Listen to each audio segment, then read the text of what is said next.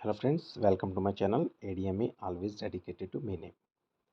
आज हम देखेंगे कि बीएड के फर्स्ट ईयर के लिए हमें अपनी प्रोफेशनल कैपेसिटी को बढ़ाने के लिए कला एवं सौंदर्य की फाइल बनाने के लिए आर्ट एंड एस्थेटिक्स की फाइल को बनाने के लिए क्या क्या हम उसके सोपान लिख सकते हैं और कितने पेजेस में हम उसके कार्य को संपन्न कर सकते हैं और किस तरह लिखना चाहिए, क्या क्या मटेरियल की रिक्वायरमेंट पड़ती है, किस तरह हम उसको कर सकते हैं, इसको हम लिखित रूप से कैसे प्रेजेंट करना है और आपने ये क्रियात्मक तरीके से इसको कैसे काम किया है। अब देखेंगे, जैसे मैंने सबसे पहले इंडेक्स रखा है, वह थोड़ा जूम कर देता हूँ।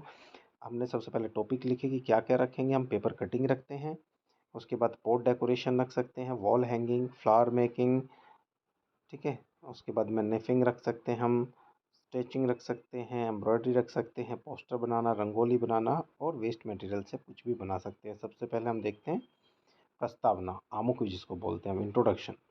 प्रस्तुत फाइल EPC02 कला एवं सौंदर्य शास्त्र की कार्यशाला पर आधारित है। इसमें विभिन्न प्रकार के वस्तुओं को बनाना एवं सजाना सीखा जाता है, जिसमें छात्र छात्राओं की कला, शारीरिक एवं मानसिक कौशल का सृजनात्मक का विकास होता है।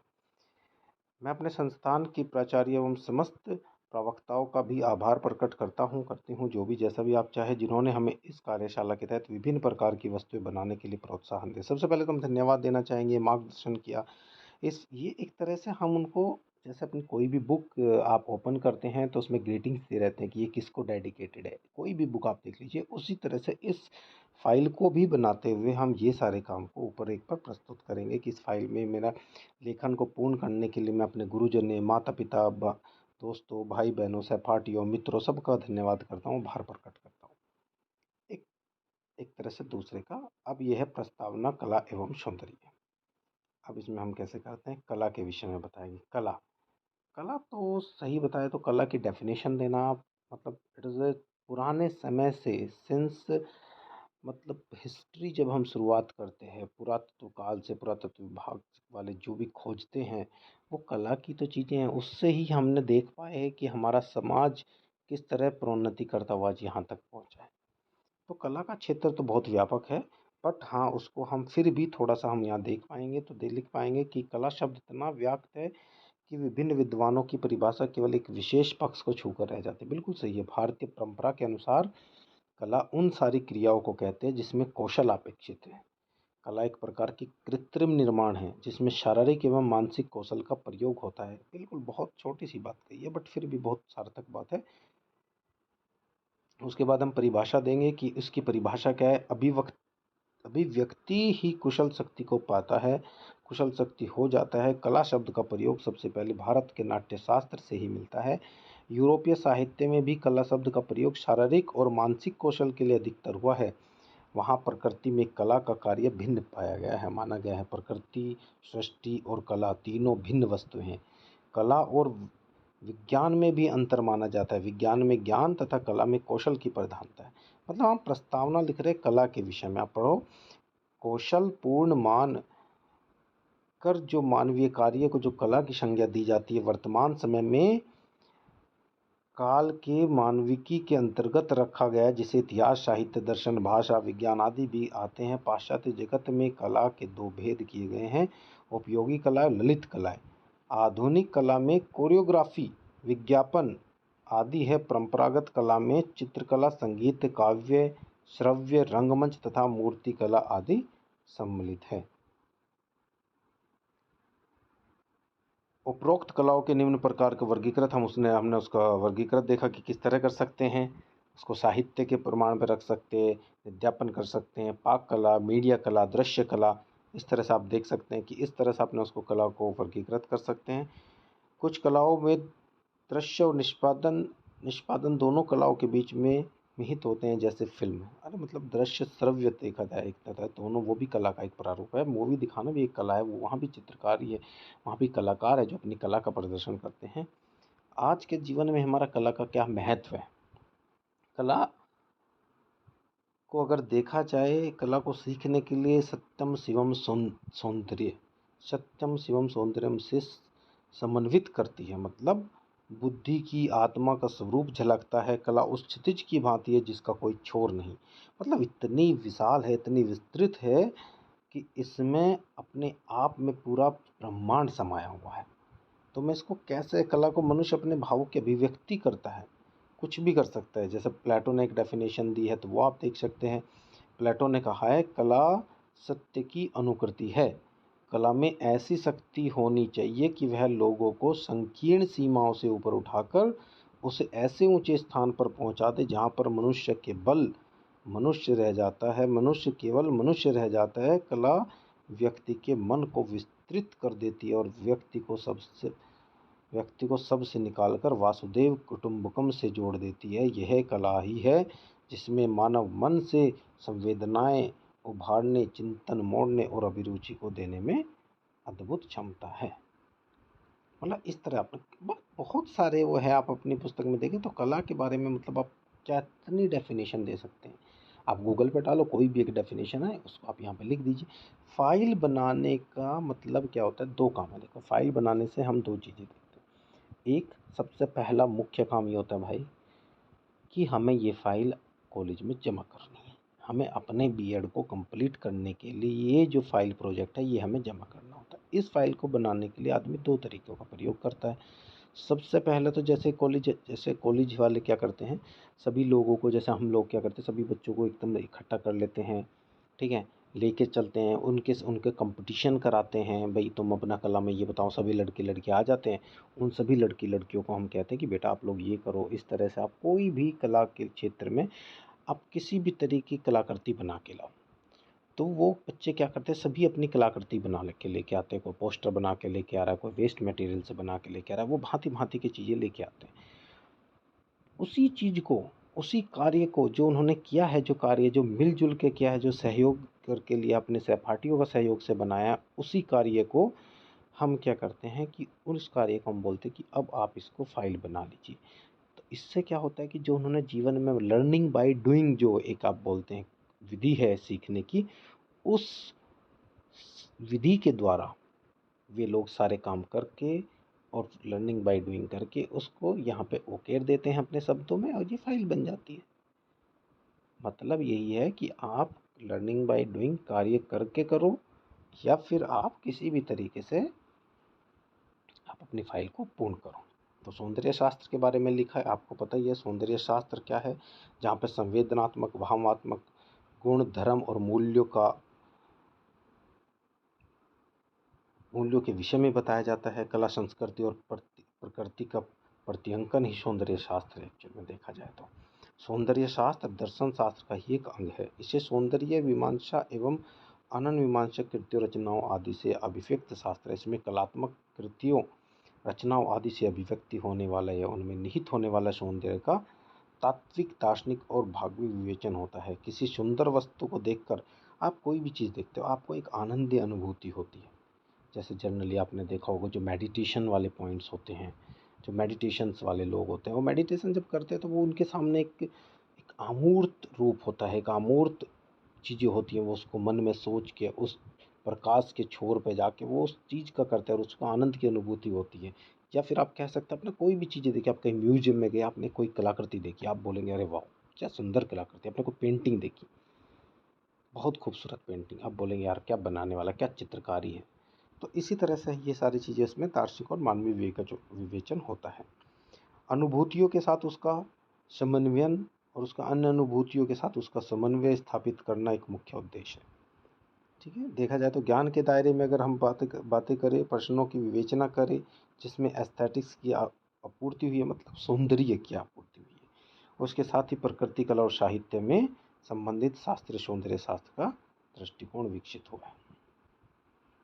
कला एवं सौंदर्य शास्त्र के उद्देश्य। कला एवं सौंदर्य शास्त्र के उद्देश्य आपको पता ही है, उसका प्रत्यक्ष अनुभव प्राप्त करना होता है। किसी भी कला का, किसी भी क्रियात्मक कौशल, शारीरिक एवं मानसिकता का विकास हो जाता है। छात्रों एवं छात्रों के श्रम की भावना की विकसित होती है। छात्रों में सृजनात्मकता और सौंदर्य अनुभूति की भावना को विकसित करना होता है। सहयोग की भावना को विकसित करना होता है कि सारे लोग मिल के करें। कार्यशाला, लेबोरेटरी, मतलब फिजिक्स के लिए हम लेबोरेटरी कर सकते हैं, बट अगर कला के क्षेत्र में बैठ कर, जहाँ पे बैठ के आप सारे कार्य करें, वही कार्यशाला है। जैसे हमने देखा कि अपने छात्र को JP institute of education BEd विभाग में लेके गए, तो 6 दिवस की वहाँ पर कार्यशाला और सौंदर्य शक्ति का कार्यशाला का आयोजन कराया गया, जिसमें जो भी प्राचार्य और समस्त प्रवक्ताओं ने मार्गदर्शन करके प्रोत्साहन बढ़ा। ये मतलब एक छात्र लिख रहा है। अब एक प्रोफ़ेसर की तरह से मत, एक छात्र की तरह से सोचिए। इस कार्यशाला में सभी छात्र एवं छात्राओं ने विभिन्न प्रकार की अनेक वस्तुएँ बनाने की विधि, मतलब उन्हें सजाया, फूल से बनाया, पॉट बनाए, पोस्टर बनाए, रंगोली बनाई। उस कार्यशाला में सब कुछ प्रदर्शनी लगाई गई, सबका देखा गया कि बच्चों ने, छात्र-छात्राओं ने कितना उनका मानसिक और शारीरिक कितना कौशल उन्होंने, कितने सृजनात्मक तरीके से उन्होंने बनाया है।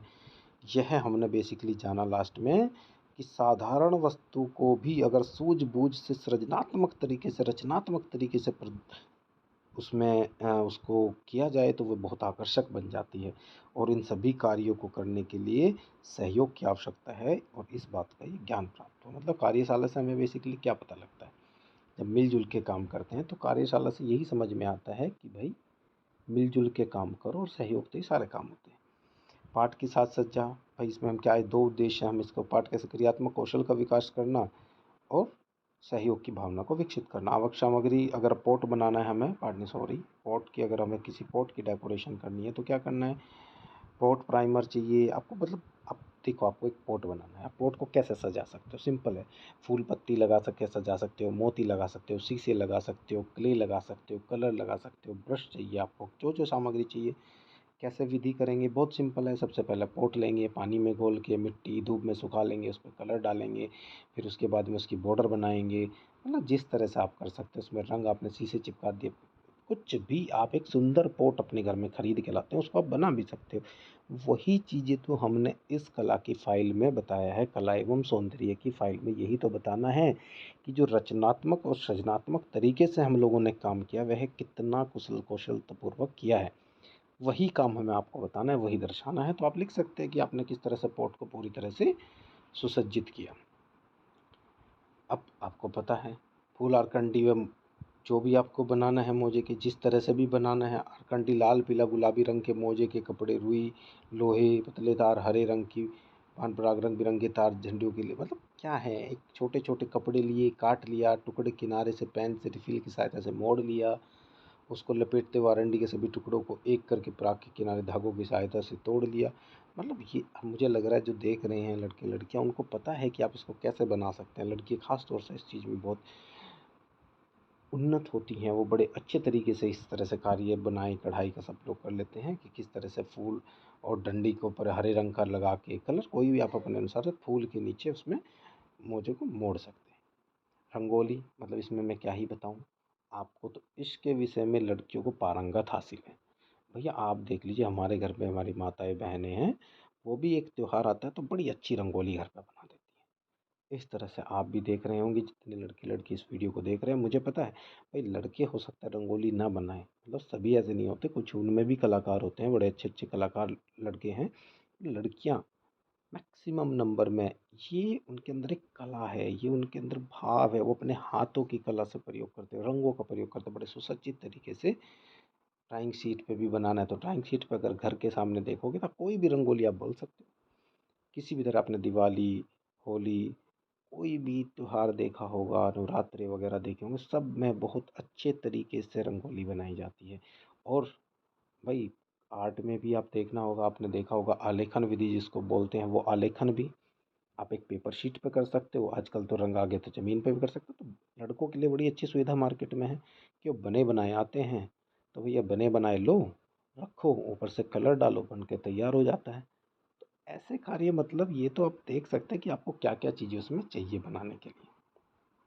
किनारा गोल करना है, वॉल हैंगिंग, वॉल हैंगिंग आप बना सकते हो।